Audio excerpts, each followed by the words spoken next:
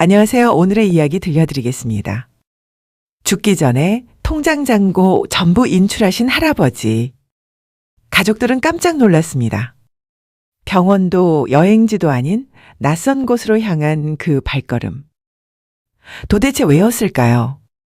아침 햇살이 거실 커튼 사이로 비스듬히 들어오고 있었습니다. 지수는 커피를 내리며 휴대폰을 열었습니다. 그때 카톡 한 줄이 눈에 띄었습니다. 아빠. 지수야, 할아버지 안 계신다. 지수는 손에 들고 있던 머그잔을 떨어뜨릴 뻔했습니다. 안 계신다니 무슨 말이에요? 전화를 걸자 아버지의 다급한 목소리가 들려왔습니다. 아침에 방문 열었는데 이불도 개어져 있고 사람이 없어. 휴대폰도 안 가져가셨고 혹시 병원이라도. 병원 아니야. 전화해봤어. 거기 안 갔대. 그 순간 지수의 머릿속이 하얘졌습니다. 평소 꼼꼼하고 일정한 생활을 하시던 할아버지였기에 이런 일이 생길 거라고는 생각도 못했습니다. 지수는 서둘러 외투를 걸치고 택시를 잡았습니다. 익숙한 골목 끝, 오래된 단층집. 문은 잠겨 있었지만 열쇠는 현관 및 화분 아래 그대로였습니다. 할아버지? 방 안은 정리되어 있었고 할아버지가 매일 아침마다 앉던 창가 의자도 비어 있었습니다. 책상 위엔 작은 종이봉투 하나가 놓여 있었습니다. 국민은행. 지수가 봉투를 열자 현금 인출 내역서가 나왔습니다. 통장 잔액 4,300만 원 전액 인출. 날짜는 어제 오전 9시 12분. 이게 뭐야? 손끝이 떨렸습니다. 지수는 아버지에게 그 내역서를 보여줬습니다. 아버지는 얼굴을 찡그리며 말했습니다. 이 돈 다 어디로 간 거지? 여행이라도 가신 건가? 근데 여행 가신다고 말씀 안 하셨잖아요. 그게 더 문제야. 아무 말도 없이 나가셨다니까? 거실 한쪽에 놓인 서랍을 열자 얇은 노트 한 권이 나왔습니다. 표지는 오래된 종이색이었고 모서리는 다 달아 있었습니다. 표지에는 짧은 글씨가 적혀 있었습니다. 밀양 우체국 옆 다방. 밀양? 지수는 고개를 갸웃했습니다. 할아버지의 고향은 전라도인데 밀양이라니 생소했습니다. 아버지는 한숨을 쉬며 말했습니다. 지수야, 우리 이거 그냥 경찰에 신고하자. 잠깐만요, 아빠. 할아버지 글씨잖아요. 이거 뭔가 의미가 있을지도 몰라요. 의미라니? 혹시 옛날에 사셨던 곳이거나 누군가를 만나러 가신 게 아닐까요? 아버지는 잠시 말을 잇지 못했습니다. 누군가를 만나러? 그 나이에? 지수는 작게 웃었습니다. 사람 마음이 나이로 멈추는 건 아니잖아요. 며칠 전만 해도 할아버지는 평소처럼 말했었습니다. 지수야, 커피는 한 번 식으면 다시 따뜻해지기 어렵단다. 사람 마음도 그렇지. 그 말이 그땐 그냥 인생 조언처럼 들렸지만 지금 생각하니 묘하게 마음에 걸렸습니다. 아빠, 우리 밀양 한번 가보면 안 될까요? 지금? 갑자기? 네. 그냥 마음이 그래요. 할아버지 흔적이 있을 것 같아요. 아버지는 한참을 망설이다가 결국 고개를 끄덕였습니다. 그래, 내일 아침에 출발하자. 이튿날 새벽 지수와 아버지는 밀양행 KTX에 올랐습니다. 창밖으로 스쳐 지나가는 풍경은 어쩐지 오래전 기억 속 장면처럼 아련했습니다. 아빠, 할아버지랑 밀양 이야기 들어본 적 있어요? 아니, 한 번도. 평생 부산 살았다고만 했지. 그럼 혹시 옛날 친구분? 글쎄다. 네, 할머니 돌아가신 지 30년도 넘었는데 대화는 잠시 끊겼습니다. 열차 안엔 잔잔한 햇살이 스며들었고 지수는 마음 한켠이 서늘했습니다. 밀양역에 내리자 작은 시골 특유의 정겨운 공기가 스며들었습니다. 지수는 손에 쥔 노트를 다시 펼쳤습니다. 우체국 옆 다방. 역 근처 우체국을 찾는 건 오래 걸리지 않았습니다. 그 옆에 낡은 간판이 하나 걸려 있었습니다. 청춘다방. 붉은 벽돌 건물 2층, 창문마다 하얀 레이스 커튼이 흔들리고 있었습니다. 여긴가 봐요. 지수는 조심스레 문을 열었습니다. 작은 종소리와 함께 문이 열리자 커피향이 은근하게 퍼졌습니다. 낡은 레코드가 돌아가고 있었고 라디오에서 1970년대 가요가 흘러나왔습니다. 카운터 뒤엔 머리가 희끗한 아주머니 한 분이 있었습니다. 어서 오세요. 뭐 드릴까요? 혹시 어제 79살쯤 되신 남자분 오신 적 있나요? 아주머니의 표정이 잠시 멈췄습니다. 혹시 키 크고 말수 적으신 그분인가요? 회색 모자 쓰신? 네, 맞아요. 그분 어제 오전에 오셨어요. 혼자 조용히 앉아서 커피 한 잔만 드시고 가셨죠. 그럼 어디로 가셨는지 혹시? 글쎄요. 다 마시고 나가시기 전에 편지 하나를 맡기고 가셨어요. 그녀는 카운터 및 서랍을 열더니 하얀 봉투 하나를 꺼냈습니다. 봉투엔 단정한 글씨로 쓰여 있었습니다. 박지수에게. 지수는 손끝으로 그 글씨를 어루만졌습니다. 익숙했습니다. 할아버지가 매번 냉장고에 붙여두던 메모에 그 글씨체였습니다. 읽어봐도 될까요? 그럼요. 맡기시면서 꼭 전해달라셨어요. 지수는 조심스럽게 봉투를 열었습니다. 안에는 2장의 편지지가 들어있었습니다. 지수에게. 네가 이 편지를 볼 때쯤이면 아마 나는 아주 오랜 친구를 만나러 갔을 거다. 걱정하지 말아라. 몸이 아파서도 도망가서도 아니다. 젊은 날 약속이 하나 있었단다. 꼭 다시 커피 한 잔 마시러 가자던 약속. 그 약속을 지키러 가는 길이다. 네가 이 말을 들으면 아마 이해 못하겠지. 하지만 사랑이란 건 꼭 젊을 때만 하는 게 아니란다. 내게 사랑은 오래된 노래 같았다. 들을 때마다 그 시절이 떠오르는 그런 노래. 혹시라도 내가 돌아오지 않으면 이 노트에 적힌 주소로 가봐라. 그곳엔 네가 몰랐던 나의 이야기가 있다. 할아버지가. 지수는 편지를 들고 잠시 말을 잃었습니다. 눈가가 붉어졌습니다. 아버지가 조용히 물었습니다. 뭐라고 쓰셨어? 지수는 한동안 말을 잇지 못하다가 작게 읽어내려갔습니다. 편지를 다 읽은 뒤 아버지는 깊게 한숨을 쉬었습니다. 저분이 누구실까? 그때 다방 주인이 말했습니다. 아마 은정 씨 말하시는 것 같아요. 은정 씨요? 네. 이 다방의 첫 주인이자 그분이 젊은 시절 사랑했던 여자분이죠. 그럼 그분은 지금 어디 계세요? 요양병원에 계세요. 한 번씩 이 다방 사진을 찾아오시더라고요. 아빠, 우리 그분 만나러 가요. 지수야, 조금만 생각을. 할아버지가 마지막으로 간 곳이에요. 그냥 추억이 아니에요. 아버지는 조용히 고개를 끄덕였습니다. 지수는 다시 노트를 펼쳤습니다. 마지막 장엔 작은 글씨가 하나 더 적혀 있었습니다. 은정이 커피는 늘 설탕 1스푼 반. 지수는 그 문장을 읽으며 그제야 할아버지의 미소를 떠올렸습니다. 그 미소가 이상하게 눈물겹게 느껴졌습니다. 아주머니, 혹시 이 커피 그때 그대로 내릴 수 있을까요? 그럼요. 손님께서 원하신다면. 지수는 2잔의 커피를 주문했습니다. 그리고 한 잔은 창가 자리에 그대로 두었습니다. 할아버지, 여기 계셨죠? 이제 저도 알겠어요. 그 약속 얼마나 오래 가슴에 담아두셨는지.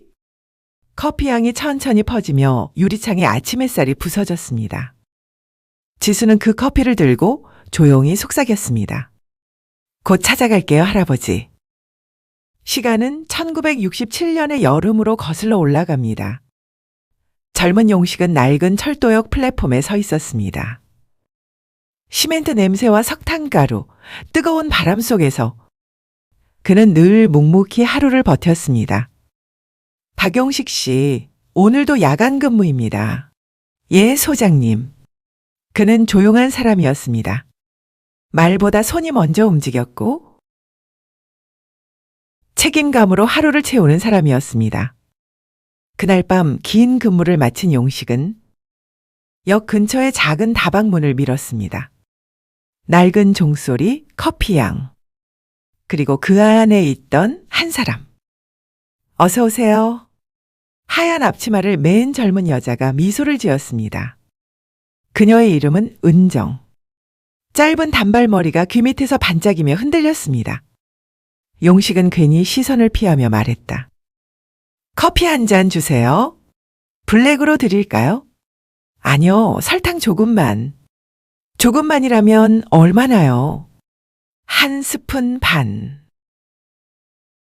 그날의 대화는 짧았지만 그 한마디가 두 사람의 인연을 열었습니다. 다음 날, 또 그 다음 날. 그는 일을 마칠 때마다 다방을 찾았습니다. 또 오셨네요.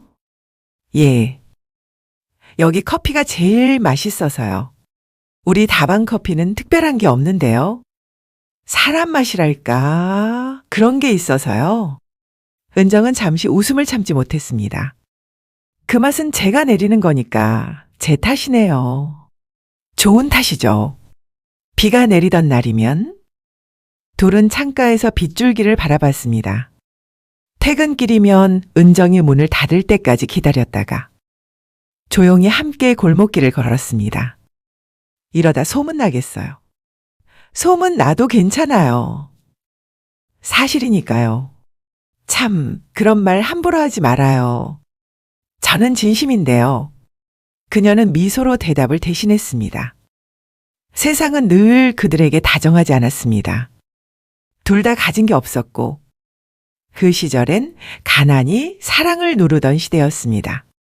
그해 겨울, 용식은 철도 복구 지원 명령을 받았습니다. 얼마나 걸릴지 몰라요. 그래도 꼭 돌아올게요.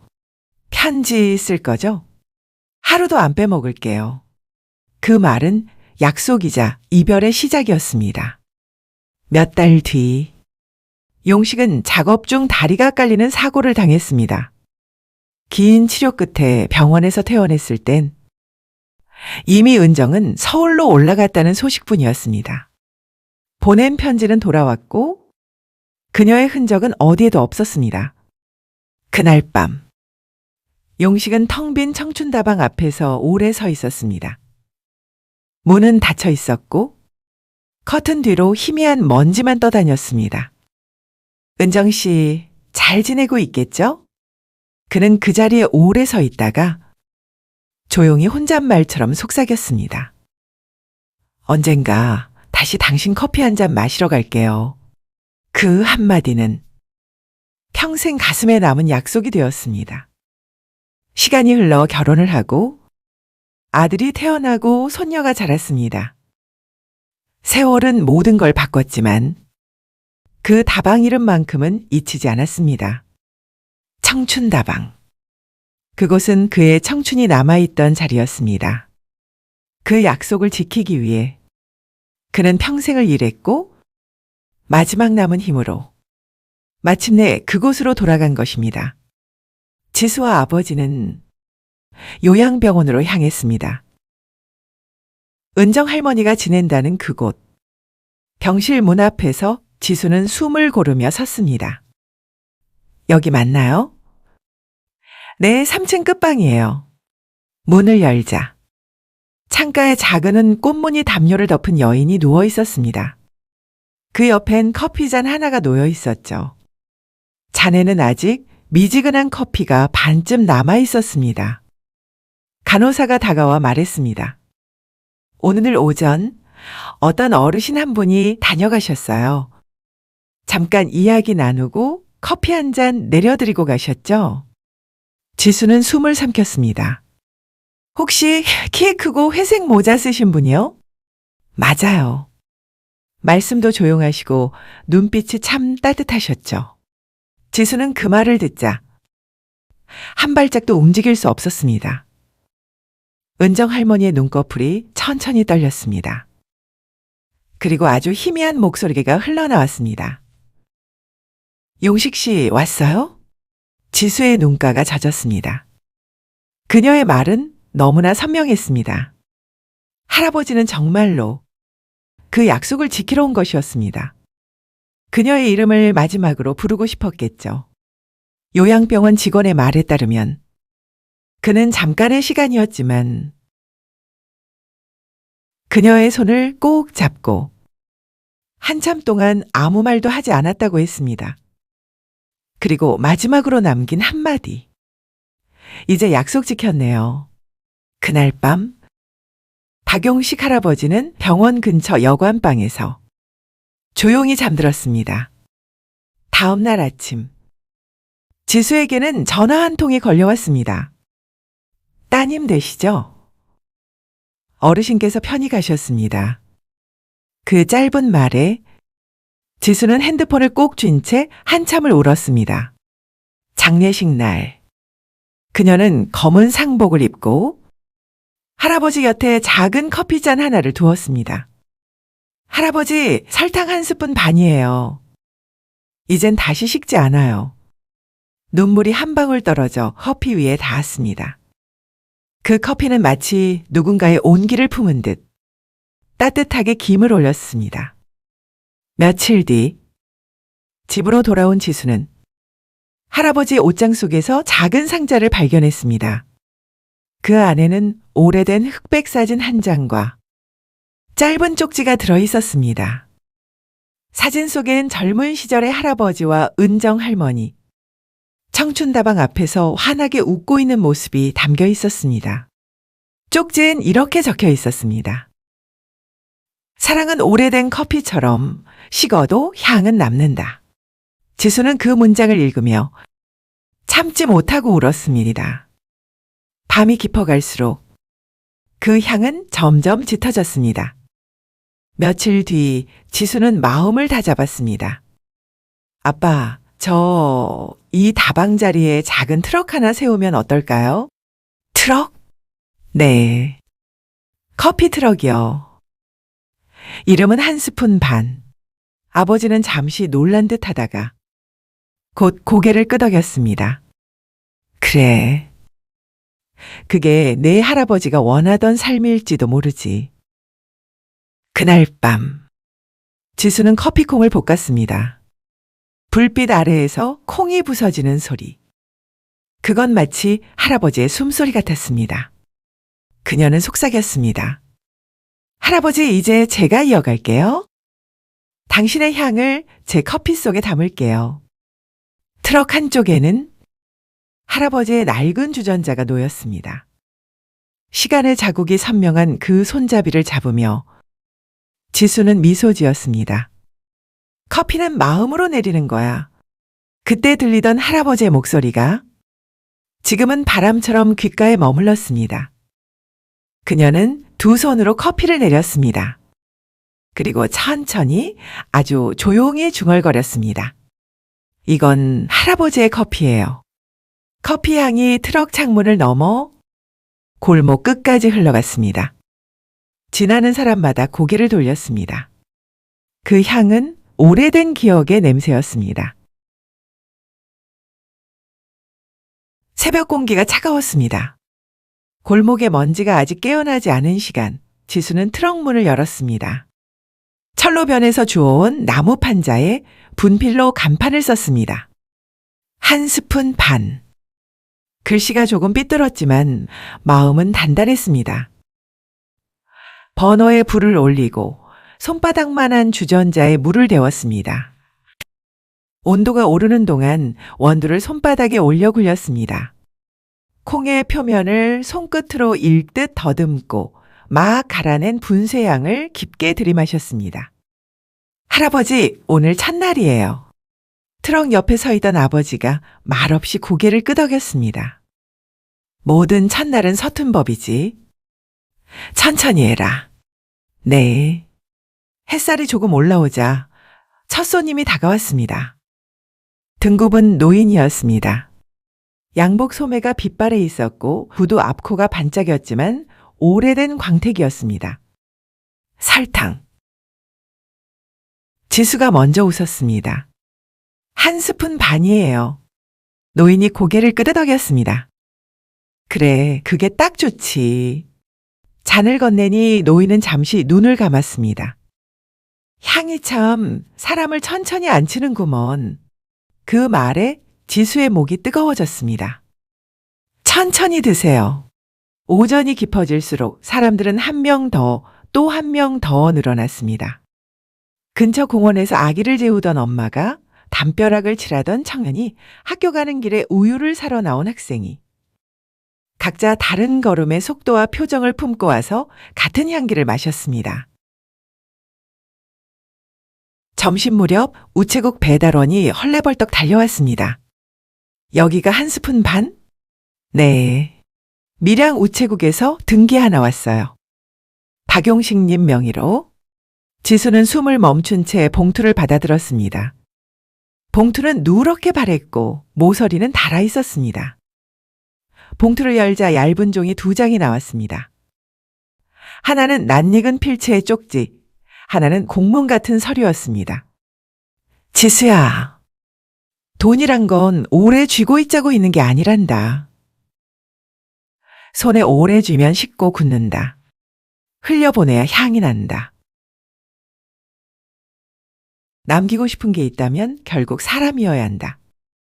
나는 내 몫의 향을 아이들에게 남기려 한다. 청춘다방 옆 작은 보육원에 내 이름으로 기탁해달라. 내가 한 잔씩 덜어 마시며 모아둔 세월을 그 아이들이 따뜻한 컵으로 쥐게 해다오. 너는 네 향을 살아서 남겨라. 커피처럼. 용식이. 지수의 손이 부들부들 떨렸습니다. 서류엔 보육원 이름과 기부금 확인 도장이 찍혀 있었습니다. 총액은 정확히 통장 잔고와 같은 숫자였습니다. 아버지가 옆에서 조용히 숨을 뱉었습니다. 아버지는 늘 자기 몫이 분명한 분이었지. 그날 영업을 일찍 접고 둘은 보육원으로 갔습니다. 낡은 미닫이 문을 열자 마당에 고무공이 굴러다니고 한쪽에서 선생님이 빨래를 널고 있었습니다. 원장은 작은 체구의 여인이었고 눈빛이 맑고 단단했습니다. 안녕하세요. 혹시 이 이름 아시나요? 지수가 영수증을 내밀자 원장은 고개를 숙여 몇 번이나 읽었습니다. 그리고 웃었습니다. 아주 조용하고 긴 웃음이었습니다. 알죠. 어제 은행에서 연락받았어요. 큰 손길을 주신다고요? 아이들이 겨울을 따뜻하게 날 수 있겠어요. 그 돈은 할아버지가 남긴 거예요. 지수의 목소리가 떨렸습니다. 원장은 잠시 지수를 바라보다 말했습니다. 왜요? 울면 향이 흐려지는데. 향이요. 네. 고마운 마음도 그 마음을 준 사람도 모두 향처럼 남잖아요. 마당에 앉아있던 아이 하나가 다가왔습니다. 콧잔등이 벌겋게 오른 꼬마가 지수의 손목을 잡았습니다. 누나, 좋은 냄새나. 커피 냄새야. 커피가 뭐야? 마음이 따뜻해지는 음료. 꼬마가 까르르 웃었습니다. 그럼 나도 커피. 지수는 트럭에서 가져온 작은 보온병을 열어 우유랑 꿀을 살짝 섞은 카페오레를 종이컵에 따라주었습니다. 뜨거우니까 후후 불어서. 아이의 볼이 통통하게 부풀었다가 오므라들었습니다. 종이컵을 2손으로 감싼 채 아이가 눈을 감았습니다. 진짜 따뜻하다. 그 모습을 보고 있자니 지수의 눈가가 다시 젖었습니다. 아버지가 멀찍이 서서 말없이 그 장면을 바라보고 있었습니다. 그의 어깨가 아주 조금 풀렸습니다. 보육원을 나오는 길, 바람이 불어 담벼락 포스터가 찢어졌습니다. 지수는 그 소리마저 선명하게 들렸습니다. 세상이 더 또렷해진 것 같았습니다. 저녁 장사를 준비하며 지수는 트럭 안쪽 선반에 낡은 사진을 세워두었습니다. 젊은 시절의 용식과 은정이 웃고 있는 사진. 그 앞에 작은 종이 조각을 붙였습니다. 사랑은 오래된 커피처럼 식어도 향은 남는다. 불을 켜니 사진 속 두 사람의 웃음이 더 환해졌습니다. 그때 라디오에서 오래된 노래가 흘렀습니다. 4분의 4박자, 소란스럽지 않은 멜로디. 지수는 라디오 볼륨을 살짝 올렸습니다. 첫 잔을 내렸을 때처럼 손끝이 떨렸지만 이제는 떨림을 아끼지 않기로 했습니다. 떨림은 마음이 살아있다는 증거니까요. 다음 날 오후 장사가 한창일 때였습니다. 하늘색 작업복을 입은 중년 남자가 트럭 앞에 섰습니다. 그는 메뉴판을 한참 들여다보다 조용히 말했습니다. 한 스푼 반 가능한가요? 네. 저희 집 시그니처예요. 그분이 자주 그렇게 마셨죠. 지수가 고개를 들었습니다. 누구요? 박용식 어르신? 저는 요양병원에서 근무했어요. 하루 전날 어르신이 오셔서 남자는 말끝을 다물었습니다. 그리고 사용하던 수첩을 꺼내 조심스럽게 펼쳐 보였습니다. 거기엔 삐뚤빼뚤한 글씨가 적혀 있었습니다. 사람의 인생은 마지막 커피 향이 정답이다. 제가 들은 그대로 적어둔 거예요. 그분이 마지막으로 남긴 말, 언젠가 꼭 전해야겠다 했는데 오늘 우연히 이 트럭을 봤어요. 지수는 입술을 깨물었습니다. 그 말을 진짜로 하셨어요? 네.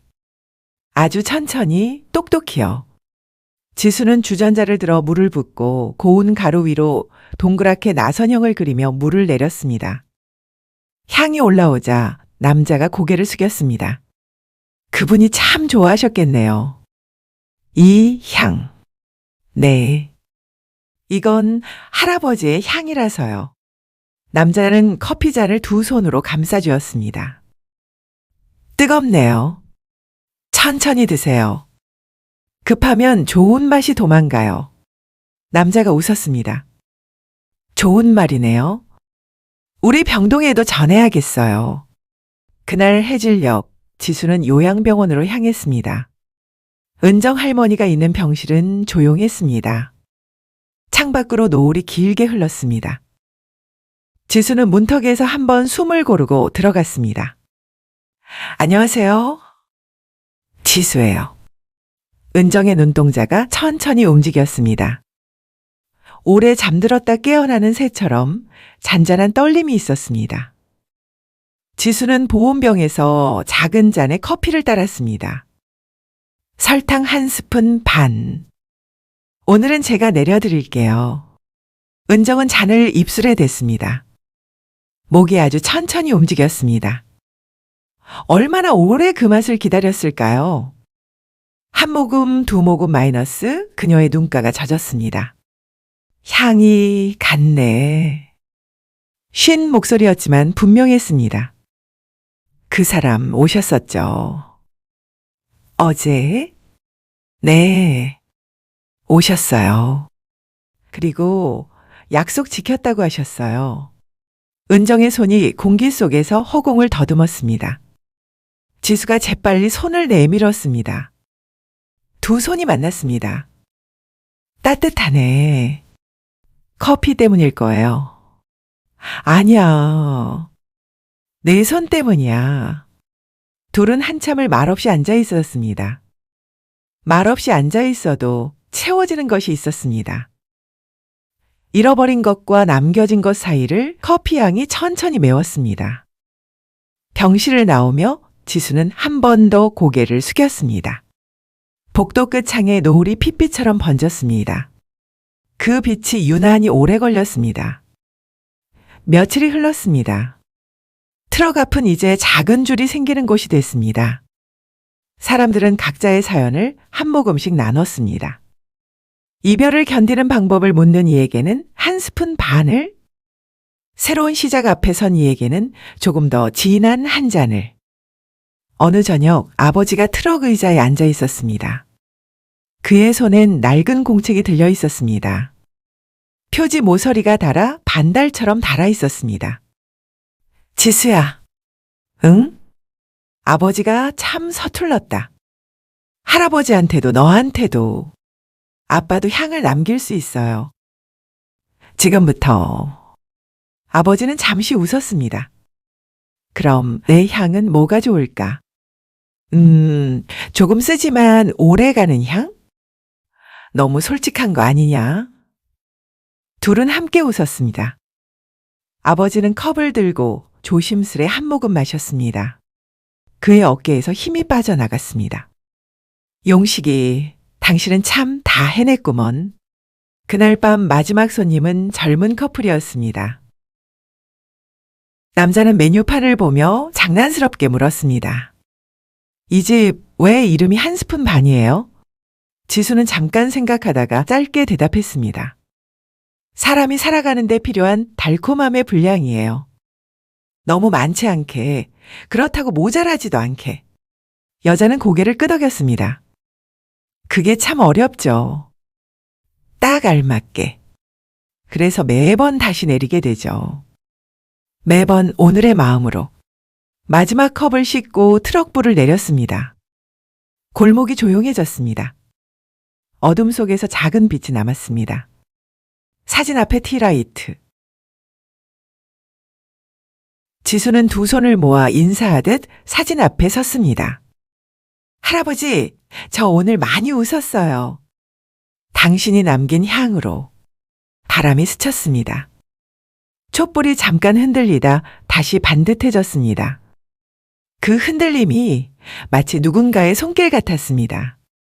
다음 주 지수는 보육원에 작은 커피 교실을 열었습니다.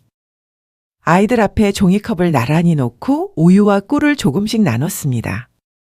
이건 어른 커피 대신 마시는 거예요. 이름은 따뜻한 마음. 아이들이 웃었습니다. 교실은 금세 달달한 냄새로 가득해졌습니다. 한 아이가 조용히 물었습니다. 이거 배우면 나도 커피 아저씨처럼 될 수 있어? 응. 커피 아저씨든 커피 이모든. 중요한 건 한 스푼 반의 마음이야. 그게 뭐야? 지수는 종이컵을 들어 아이 눈높이로 가져갔습니다. 자, 이만큼의 달콤함. 그리고 이만큼의 따뜻함. 너무 많이 넣으면 질리고 너무 적게 넣으면 쓸 거야. 근데 딱 맞는 만큼 넣으면 누군가의 하루가 좋아져. 아이의 눈이 동그랗게 커졌습니다. 그럼 나는 내 동생한테 매일 한 스푼 반 줄래? 최고다. 수업이 끝나고 돌아오는 길 하늘에는 별이 낱낱이 박혀 있었습니다. 지수는 걸음을 멈추고 하늘을 한번 올려다봤습니다. 그 별들 사이에 작게 웃는 얼굴 하나가 있는 듯 했습니다. 다음 새벽 트럭을 열기 전 지수는 노트를 꺼냈습니다. 할아버지가 남긴 마지막 페이지. 빈 페이지였던 그곳에 조용히 써내려갔습니다. 오늘 향이 되었다. 그리고 그 아래에 작은 글씨로 한 줄을 더 적었습니다. 나는 당신의 약속으로 산다. 그 문장을 덮자 마음이 이상하게 고요해졌습니다. 불을 켜고 물을 데우고 원두를 갈았습니다. 첫 잔을 기다리는 동안 창밖으로 첫 햇살이 부서졌습니다. 지수는 잔을 들고 트럭 문턱에서 바깥을 내다봤습니다. 사람들이 오고 있었습니다. 각자의 걸음과 표정으로. 그들에게 필요한 건 거창한 대답이 아니었습니다. 그저 딱 한 스푼 반. 지수는 중얼거렸습니다. 천천히. 오늘의 마음으로. 그 말과 함께 뜨거운 물이 갈색 가루 위로 천천히 스며들었습니다.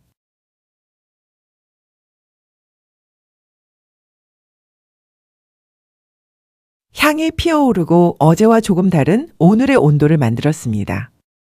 그 향은 어딘가로 흘러가 누군가의 가슴을 데울 것입니다. 그리고 언젠가 또 다른 누군가가 말하겠지요. 사람은 떠나도 향은 남는다고. 인생의 마지막에 남는 건 결국 숫자가 아니었습니다. 그 사람의 향기. 그가 어떤 마음으로 살아왔는가 하는 이야기였죠. 박용식 할아버지는 통장 잔고를 모두 인출했지만 그 돈은 사라진 게 아니었습니다. 누군가의 손끝으로, 미소로, 따뜻한 커피 향으로 조용히 옮겨졌을 뿐이었습니다. 그는 오래된 사랑을 지켰고 마지막엔 세상에 따뜻함을 남겼습니다. 그리고 그 향은 이제 손녀 지수의 커피 속에 살아 있습니다. 사람은 떠나도 향은 남습니다. 그 향이 바로 우리가 남기는 인생의 흔적입니다. 오늘 이야기가 마음에 남았다면 당신의 한 스푼 반의 기억도 댓글로 남겨주세요. 누군가의 하루가 조금 더 따뜻해질지도 모릅니다. 지금까지 죽기 전 통장 잔고를 인출하신 할아버지 이야기였습니다. 들어주셔서 고맙습니다.